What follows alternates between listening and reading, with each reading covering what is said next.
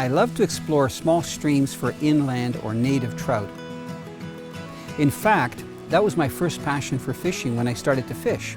I would be a little river rat, so I'd be walking up streams, and I found that the harder I worked to get away from where the average person fished, the better the fishing was.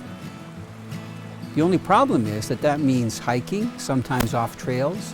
You have to be prepared for bugs, and you have to watch out for poison ivy.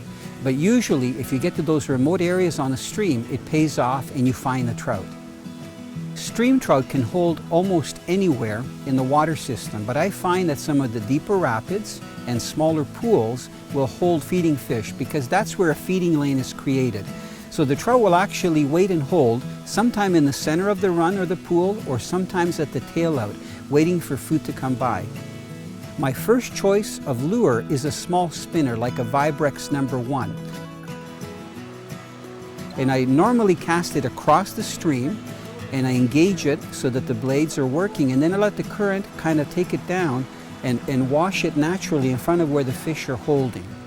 Then when I'm done the drift, I actually reel it up and I recast again. If the pool is deeper, I'll cast more upstream and I'll slowly retrieve it with the current to allow the spinner to go down deeper, because the trout will hold near the bottom in some of the deeper, faster pools. When a trout is holding in the current, it always faces upstream. So it's very important that you make your presentation so that the lure comes in front of it naturally.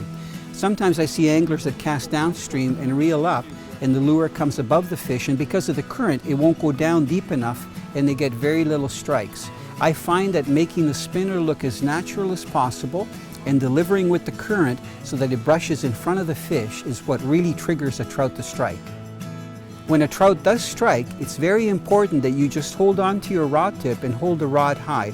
Remember that it went into the current to grab the lure. So as soon as you hook it, you actually have resistance from the current that's trying to pull the trout away from the hook.